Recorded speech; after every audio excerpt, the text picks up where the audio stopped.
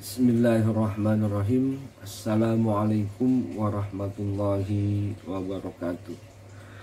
Kita bertemu lagi dalam mata kuliah Filsafat, Ilmu, dan Logika.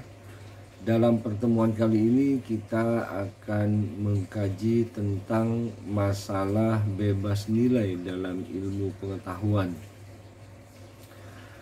Di dalam filsafat ilmu dikenal dua kecenderungan dalam konteks pembahasan tentang bebas nilai dalam ilmu pengetahuan.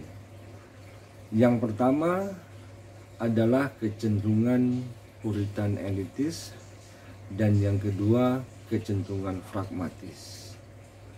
Bagi kecenderungan puritan elitis, pengembangan ilmu pengetahuan itu harus bebas nilai.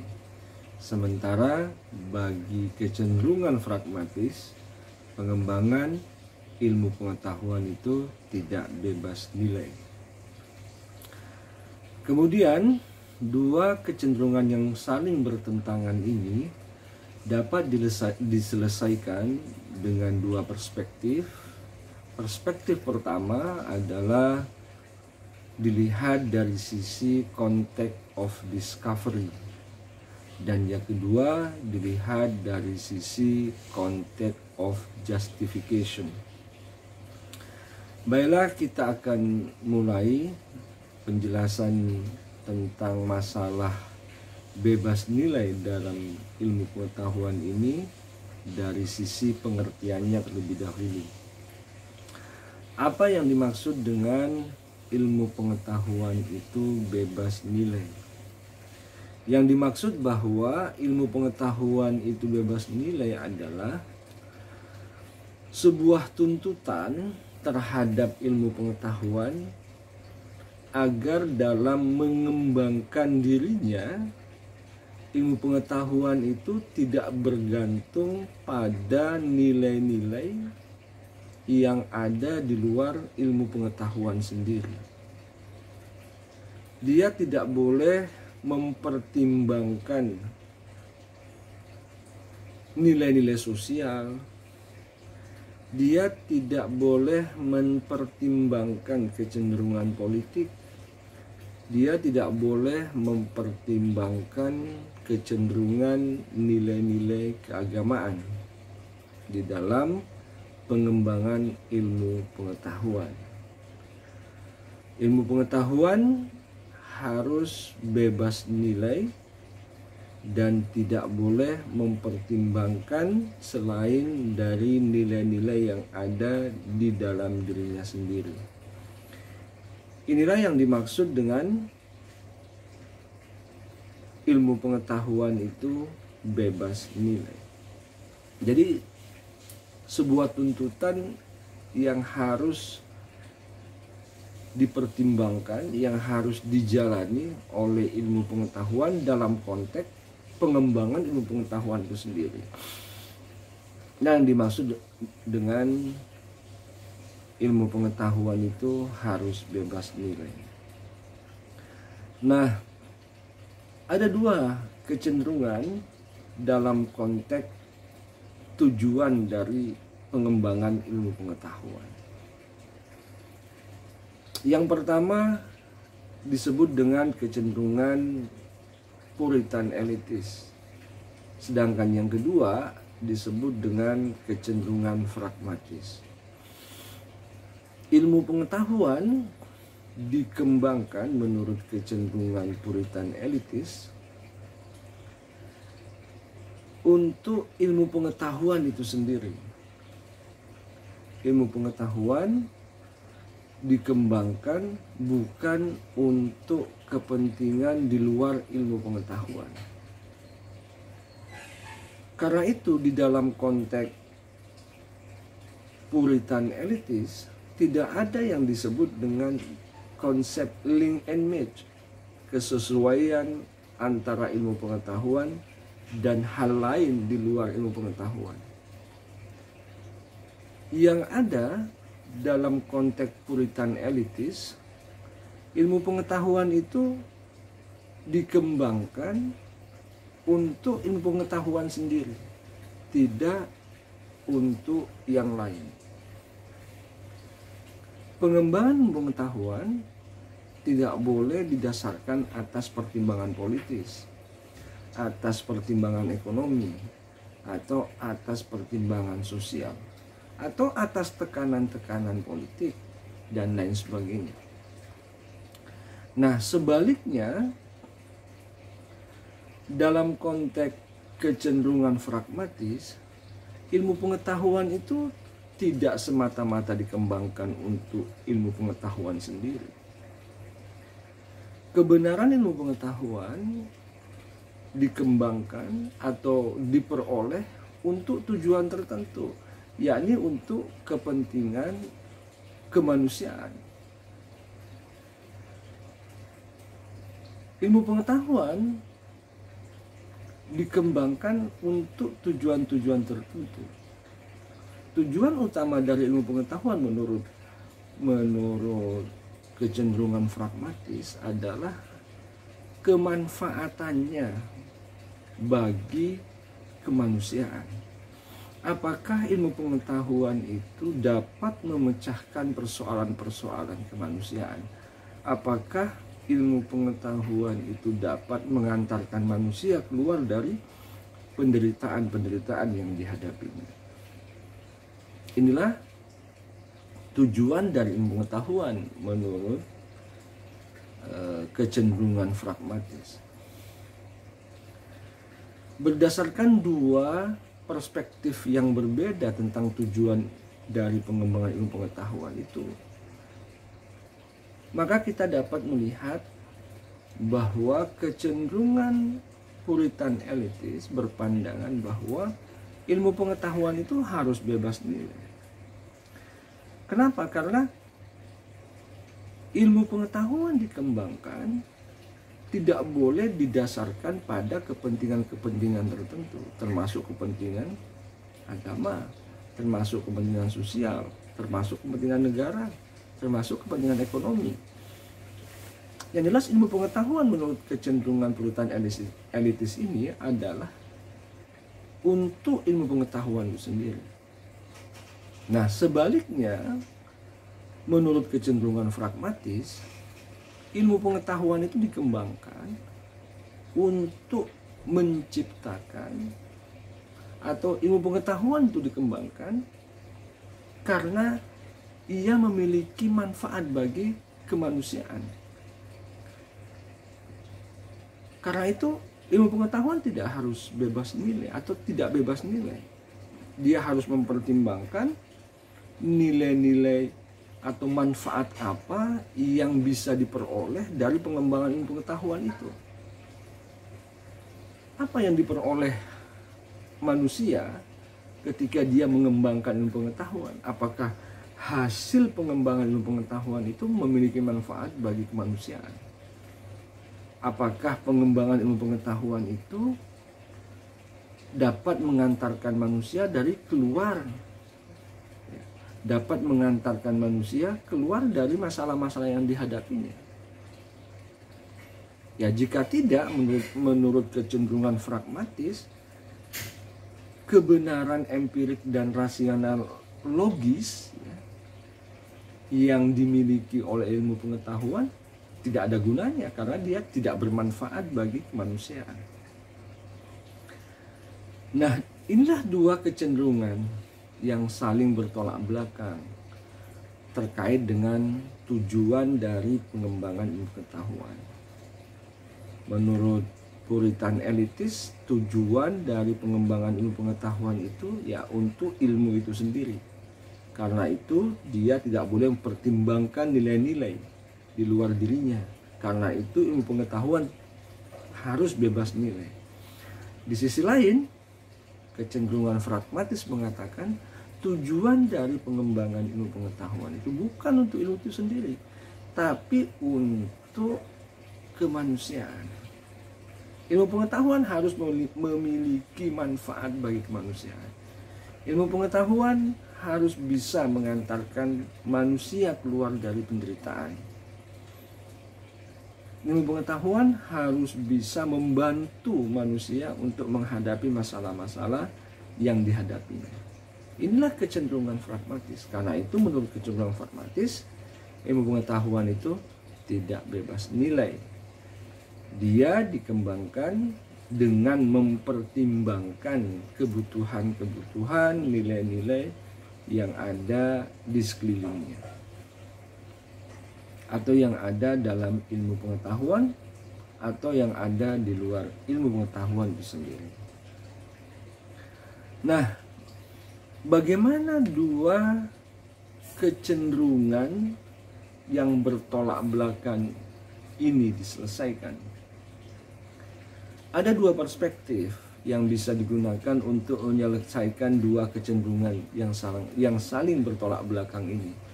Yang pertama disebut dengan perspektif context of discovery, dan yang kedua disebut dengan context of justification. Context of discovery merupakan titik tolak dari sebuah ilmu pengetahuan, atau titik tolak dari sebuah kegiatan ilmiah. Setiap kegiatan ilmiah, setiap pengembangan ilmu pengetahuan itu tidak lahir dari ruang hampa. Setiap ilmu pengetahuan itu selalu hadir atau lahir di ruang yang ada konteksnya. Ilmu pengetahuan hadir atau lahir dalam konteks sosial tertentu. Ilmu pengetahuan lahir dalam konteks nilai-nilai tertentu. Karena itu, ilmu pengetahuan dalam konteks of discovery itu tidak bisa bebas nilai. Kenapa? Karena ilmu pengetahuan itu selalu memperhatikan konteksnya. Kegiatan penelitian ada yang membiayai. Yang membiayai negara atau lembaga-lembaga lain yang memiliki kepentingan untuk pengembangan ilmu pengetahuan. Nah, berdasarkan konteks of discovery ini, ilmu pengetahuan ternyata harus mempertimbangkan nilai-nilai yang ada di sekitarnya, mempertimbangkan kepentingan politik di balik kegiatan ilmiahnya. Itulah mengapa dalam konteks of discovery ini ilmu pengetahuan tidak bisa bebas nilai. Dan memang ilmu pengetahuan atau bebas nilai ilmu pengetahuan itu sebenarnya tidak bersifat mutlak. Karena di dalam ilmu pengetahuan sendiri memiliki nilai-nilai atau ada nilai-nilai yang harus selalu diperhatikannya. Nilai-nilai apa itu? Yakni nilai-nilai kejujuran dan nilai-nilai kebenaran. Karena itu dikatakan bahwa bebas nilai dalam ilmu pengetahuan sebenarnya tidak bersifat mutlak. Ya. Nah, selanjutnya adalah context of justification. Jika tadi dalam konteks of discovery ilmu pengetahuan itu ternyata tidak bisa lepas dari nilai-nilai yang mengitarinya, maka dalam konteks of justification ilmu pengetahuan itu harus tidak memperhatikan atau harus mengabaikan nilai-nilai yang di luar dirinya. Karena konteks of justification ini adalah momen di mana ilmu pengetahuan harus membuktikan teori, harus membuktikan hipotesis. Jadi ketika ia ingin membuktikan hipotesis, ketika dia ingin menunjukkan teori, mengembangkan teori, dalam konteks of justification, ilmu pengetahuan tidak lagi mempertimbangkan atau tidak boleh lagi mempertimbangkan nilai-nilai yang ada di luar dirinya. Dalam konteks of justification, ilmu pengetahuan tidak boleh lagi mempertimbangkan kepentingan politik, kecenderungan ekonomi, kecenderungan nilai-nilai religius tertentu. Karena ketika ilmu pengetahuan itu menguji hipotesis, kemudian memperhatikan nilai-nilai atau kepentingan-kepentingan politik, maka pembuktian hipotesisnya tidak lagi netral, tetapi tertekan oleh kepentingan-kepentingan tertentu. Nah, dari dua perspektif ini sebenarnya pertentangan pengembangan ilmu pengetahuan atau tujuan dari ilmu pengetahuan yang telah dijelaskan di awal tadi, yakni kecenderungan puritan elitis dan kecenderungan pragmatis yang saling bertolak belakang itu dapat diselesaikan. Harus dilihat bahwa dalam konteks pengembangan ilmu pengetahuan itu kita harus melihat dari dua sisi atau dari dua perspektif. Perspektif pertama dalam konteks of discovery. Dalam konteks of discovery ini adalah momen awal di mana ilmu pengetahuan itu dikembangkan. Konteks of discovery adalah tempat berpijak ketika ilmu pengetahuan itu dikembangkan. Nah, karena itu dia tidak bisa lepas dari situasi, kondisi sosial tertentu. Dia tidak lahir di ruang hampa, dia lahir dalam konteks politik, konteks ekonomi, konteks sosial, konteks nilai-nilai religius tertentu. Karena itu dia tidak bisa bebas nilai. Dia harus mempertimbangkan semua hal yang ada di sekitarnya saat konteks of discovery. Saat dia akan melakukan penelitian, dia harus mempertimbangkan berbagai sisi. Bisa dari sisi pendanaan, bisa dari sisi politik, bisa dari sisi ekonomi, bisa dari sisi nilai-nilai keagamaan. Nah, tetapi ketika dia membuktikan teori, dia menilai kebenaran-kebenaran tertentu di dalam proses penelitian ilmiahnya, dia ketika itu berada dalam konteks of justification. Nah, dalam konteks of justification ini pertimbangan nilai di luar ilmu pengetahuan tidak diperbolehkan. Kenapa? Karena akan mempengaruhi nilai akhir atau hasil akhir dari proses pembuktian ilmiah yang dilakukan oleh ilmu pengetahuan. Tetapi saat ilmu pengetahuan akan melakukan kajian, akan melakukan penelitian, itu masih boleh mempertimbangkan nilai-nilai lain di luar dirinya. Tetapi ketika ilmu pengetahuan itu membuktikan teori, membuktikan hipotesis, dia tidak boleh memperhatikan nilai-nilai yang ada di luar dirinya. Dengan perkataan lain, dalam konteks of discovery, ilmu pengetahuan itu tidak bebas nilai. Tapi dalam konteks of justification, ilmu pengetahuan itu bebas nilai.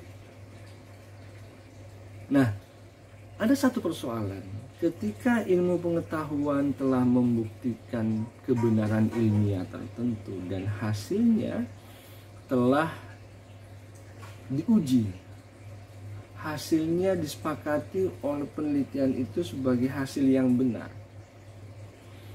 Tetapi kemudian hasil penelitian atau hasil studi, hasil kajian itu bertentangan dengan nilai-nilai keagamaan tertentu atau nilai-nilai politik tertentu. Nah, apa yang harus dilakukan? Apakah kita harus menolak kebenaran ilmiah yang dihasilkan oleh ilmu pengetahuan itu? Atau sebaliknya, kita menerima tapi bertentangan dengan nilai-nilai yang diyakini oleh masyarakat. Nah, dalam posisi seperti itu, kita bisa menerima atau menolak pengetahuan yang telah dibuktikan kebenarannya dari sisi kegunaannya. Apakah kebenaran yang dihasilkan oleh ilmu pengetahuan yang bertentangan dengan nilai-nilai keagamaan tadi atau nilai-nilai sosial tadi itu memiliki manfaat? Jika temuannya yang benar itu bermanfaat bagi kemanusiaan, maka kita bisa menerimanya meskipun dia bertentangan dengan nilai-nilai yang kita yakini. Tapi jika temuannya itu justru menghasilkan kesulitan-kesulitan, menghasilkan kerumitan-kerumitan yang akan muncul di tengah-tengah masyarakat, maka kita bisa menolaknya.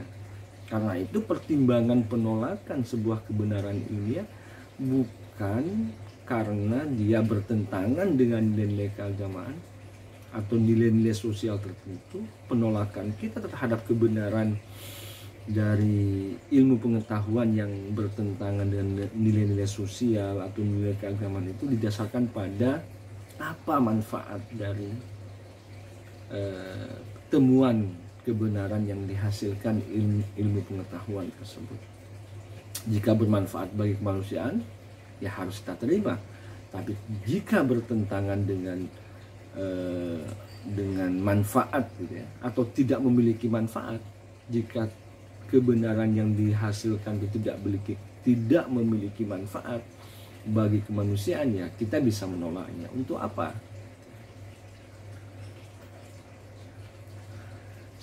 Kemudian kita bertanya, bagaimana dengan Indonesia?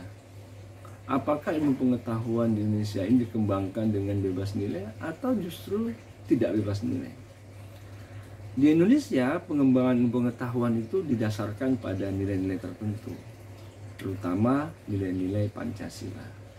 Karena itu, pengembangan ilmu pengetahuan di Indonesia tidak bebas nilai. Ilmu pengetahuan yang dikembangkan di Indonesia harus memperhatikan nilai-nilai yang ada dalam Pancasila. Saya kira demikian pertemuan kita pada hari ini. Apa yang saya telah jelaskan mudah-mudahan bisa difahami dengan baik.